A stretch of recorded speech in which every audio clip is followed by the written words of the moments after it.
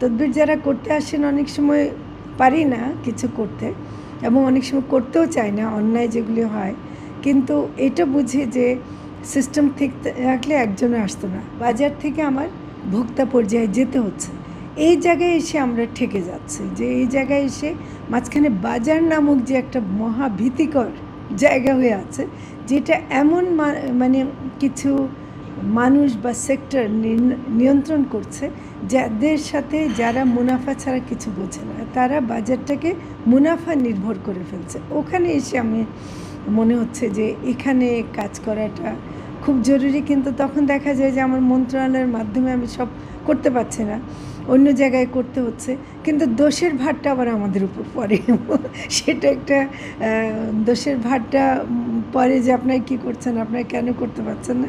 আসসালামু আলাইকুম, এনটিভির দর্শকদের স্বাগত জানাচ্ছি আমি স্পেশাল করেসপন্ডেন্ট জাহিদুর রহমান। দর্শক, আজকে আমাদের অতিথি অন্তর্বর্তীকালীন সরকারের মৎস্য প্রাণী সম্পদ উপদেষ্টা ফরিদা আক্তার।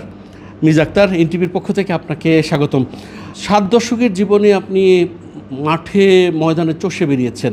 নারীর অধিকার, নারীর উন্নয়ন, অর্থনীতি, কৃষি, মাইক্রো লেভেলের অর্থনীতি, নানা বিষয় নিয়ে অধিকার কর্মী হিসাবেই বেশি বলা যায় যে আপনার জীবনের একটা বড় অংশ ব্যয় করেছেন। উপদেষ্টা পরিষদে আসার পর সেই মানুষগুলো, সেই চিত্র আর এই চিত্রের সাথে কী তারতম্য দেখছেন? আগে তো দেখতেন মাঠের একজন অধিকার কর্মীর দৃষ্টিতে। হ্যাঁ, সেটা একটা পার্থক্য হচ্ছে, মানে শুধু দেখার কোন দিকে আছে সেই হিসাবে। আগে যেমন গ্রামে যেতাম, যাদের সাথে কথা বলতাম, তাদের যে দুঃখ দুর্দশার কথা শুনতাম, তখন ভাবতাম যে কী করে এটা সরকারের উচ্চতর পর্যায়ে পৌঁছানো যায়, যেন ওদের জন্য কিছু করা যায়। এখন পার্থক্যটা হচ্ছে এই একই কথা আমি শুনছি, কিন্তু এখন আমি দায়িত্ব বোধ করি যে আমার দিক থেকে যদি কিছু করণীয় থাকে তাহলে আমি সেটা করব বা করার চেষ্টা করতে পারি। তো সেখানে এক ধরনের ভালো লাগা আছে, আবার একটু অসহায়তা আছে, কারণ সবসময় যে সব কিছু পারবো তা না। কারণ গ্রামের মানুষের বা সাধারণ মানুষের যে দুঃখ দুর্দশা, ওটার সাথে আমাদের অনেক কাঠামোগত সমস্যার সাথে সম্পর্কিত। এটা মানে এমন না যে আমরা একটা দুটা ছোট সিদ্ধান্ত দিলাম, তার মাধ্যমে সমাধান হয়ে গেল। তো সেটা একটু অসহায় লাগে, কারণ আন্তঃমন্ত্রণালয় বিষয় আছে। এখন সরকারকেও আর একটু গভীরভাবে বুঝছি যে সরকার মাইনেই শুধু একটা মন্ত্রণালয় না, সরকার মাইনে শুধু কিছু কাজ করে দেয়া না। সরকার মাইনে হলো, তবে আমি এটা মনে করি সরকার মাইনে একটা নতুন ধারণা যেটা পাচ্ছে, যে জনগণের প্রতি দায়বদ্ধতা থাকা, জনগণের কিছু করতে পারি বা না পারি, জনগণের কাছে দায়বদ্ধ থেকে উদ্যোগ নেওয়া। উপদেষ্টা হবার আগে কি কখনো এরকম চিন্তা ছিল যে একসময় এত গুরু দায়িত্ব পালন করার মানে প্রস্তাব আসবে? সেটা তো প্রশ্নই আসে না। তবে আমরা যে প্রতিষ্ঠানে ছিলাম বা যেখানে ছিলাম, ওখানে সেটাকে গুরুদায়িত্ব ভিন্ন বানানে করতে পারেন, কিন্তু গুরুদায়িত্বই ছিল। তো ফলে আমরা প্রত্যেক জায়গায় চেষ্টা করেছি আর কি, নিজ নিজ লেভেলে। এটাকে মাইক্রো লেভেল আমরা বলতে পারি, এখন আমরা ম্যাক্রো লেভেলে আসছে। তো সেটা হলো যে, তবে এটা ভাবিনি, এটা অবশ্যই ভাবিনি। তবে যারা গুরু দায়িত্বে আছেন তাদের কাছে পৌঁছানোর জন্য নানাভাবে চেষ্টা করেছে। তো কাজেই আমার কাছে খুব অস্বাভাবিক লাগে না যে এখন আমি আবার সে জায়গায় আছি, কারণ ওদের কাছে পৌঁছাতে যখন চেষ্টা করছে তখন তাদেরকেও চিনেছি, এবং সেটা করতে গিয়ে যে কাজগুলো করেছে ওটা আমি এখন নিজেকে নিজে করছি, এটাই শুধু পার্থক্য।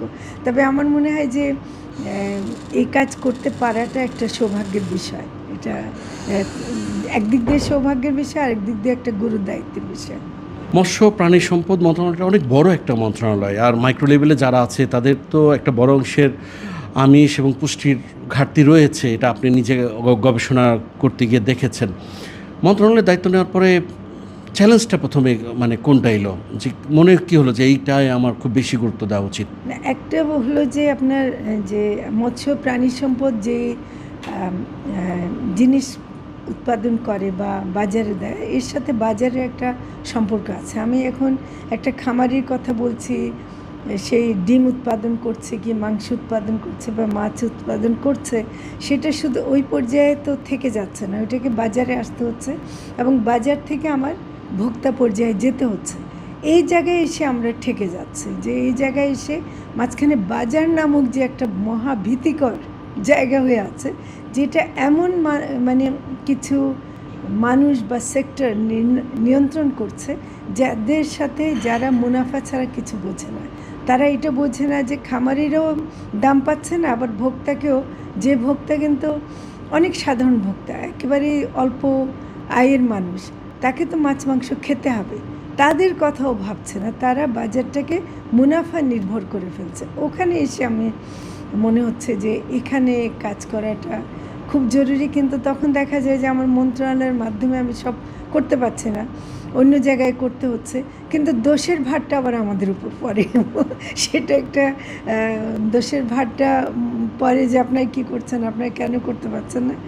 তো এই জায়গায় একটা জটিলতা আছে। তবে আমি অনুরোধ করব, আপনি যেহেতু প্রশ্নটা তুললেন, যে অনুরোধ করব যারা এটা নিয়ন্ত্রণ করেন বা যাদের হাতে আছে, তারা যেন অন্তত জনগণের কথাটা ভাবেন এবং সরকারের পক্ষ থেকেও সেটা যেন আমরা সেই জায়গাতে কিছু কাটছাট করতে পারি। 100 দিনে যদি বলা হয়, নিজের কোন জায়গাটায় বলবেন যে না কিছু একটা করতে পেরেছেন? না, 100 দিনে ছোট ছোট কাজ অনেক করেছে। একটা হলো যে নতুনভাবে চিন্তা করে, মানে মৎস্য প্রাণী সম্পদকে আমরা শুধুমাত্র ডেয়ারি ফার্ম বা পোলট্রি ফার্ম বা এরকমের মধ্যে চিন্তায় বাইরে করে দিয়েছে। আমরা এখন করছি যে সাধারণ খামারিরা, গ্রাম পর্যায়ে যারা উৎপাদন করে, এবং এটার আমরা সংজ্ঞাগত অনেক পার্থক্য আনছি। এটা আমি অন্তত মনে করি যে আমি এবং আমার সহকর্মীরা যারা আছেন, তাদের মধ্যে অন্তত একটা চিন্তার ঐক্য আমি দেখছি, যে আমাদের সাধারণ মানুষের মাধ্যমে যে উৎপাদনটা হয় সেটাকেই বাড়াতে হবে, এবং সেটা আমার মনে হয় সেদিকে আমরা কিছুটা নতুনত্ব আনতে পারছি। দায়িত্ব নেওয়ার পরে যে তদবির বাজদের একটা ইয়ে থাকে বাংলাদেশে, আপনি কেমন মুখোমুখি হয়েছেন?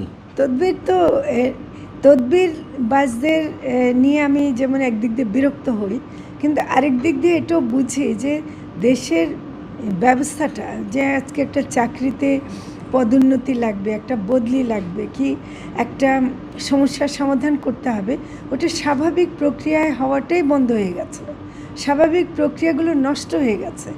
সেজন্যই তো তদবির করে, না হলে যেটা স্বাভাবিক প্রক্রিয়া হবে, তাহলে কেন বলবে যে আপনি একটা ফোন করে দিলে হয়ে যায়।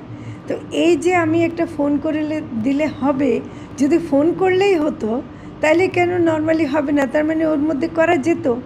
তো এই যে নষ্ট হয়ে গেছে আমাদের পুরো সিস্টেমটা, আমাদের রাজনৈতিক সিস্টেম, প্রশাসনিক সিস্টেম, কর্মের সিস্টেম, এগুলো যে নষ্ট হয়ে গেছে, এইটা আমি মনে করি যে আমি তদবির দিয়ে এটাকে আমি একটা লক্ষণ, একটা উপসর্গ তদবিরটা, হ্যাঁ, মানে এই যে বড় একটা ব্যাধির মধ্যে আমরা পড়েছে, তার একটা উপসর্গ হলো তদবির।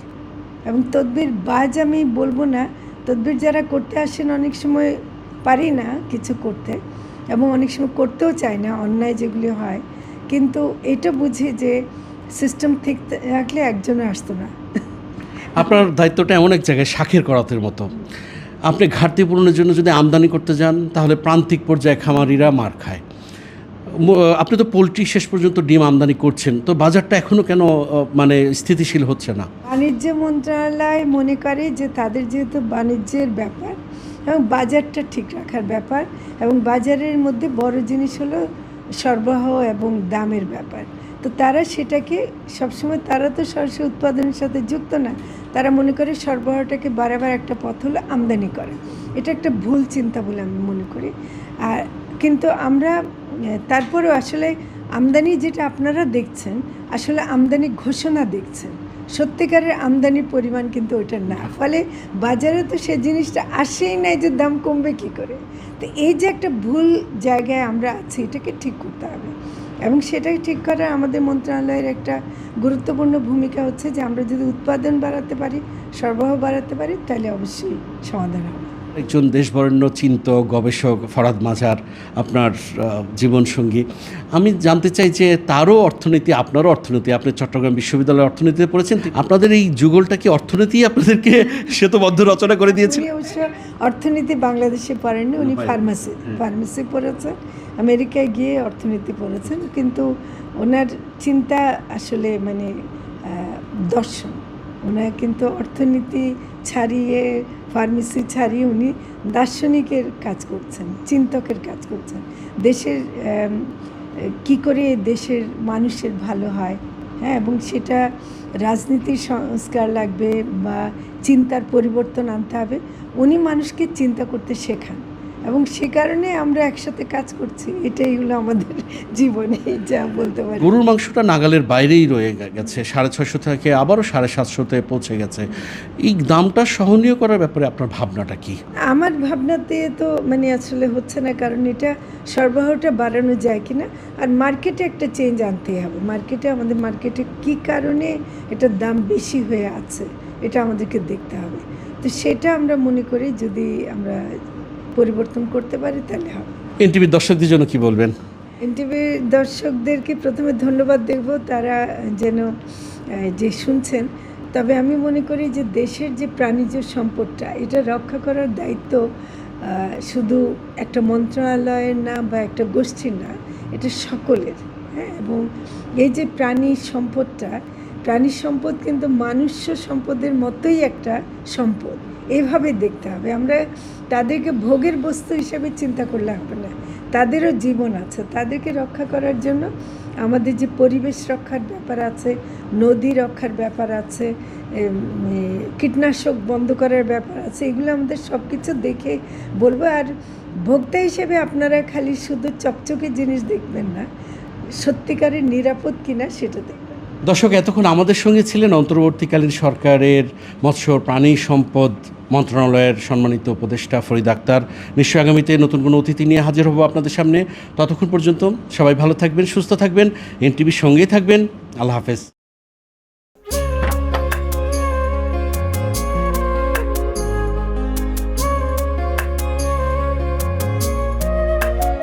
এটা আমাদের ঘর, আমরা দুজন মিলে সবকিছু গোছাবো।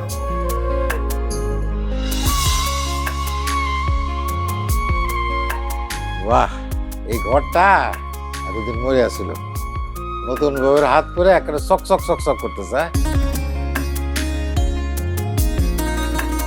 যদি কখনো কোনো ঝড়ে সেসব এলোমেলো করে দেয় তাহলে? আরে তুমি আসছো, তোমার বউয়ের হাতে রান্না খুবই চমৎকার। এলাকাটা ভালো না, একটু সবকিছু চোখে চোখে রাখেন। আমার খাওয়ানিও তোমার কোনো চিন্তা করতে হবে না। এই যে চুড়ি দিয়েছে, শাড়ি দিয়েছে না জিলো, তার কাছে যাও যাও যাও, সরো সরো। পৃথিবীতে মানুষের সম্পর্কের বড় সমস্যা কি জানো? ভুল বোঝাবুঝি।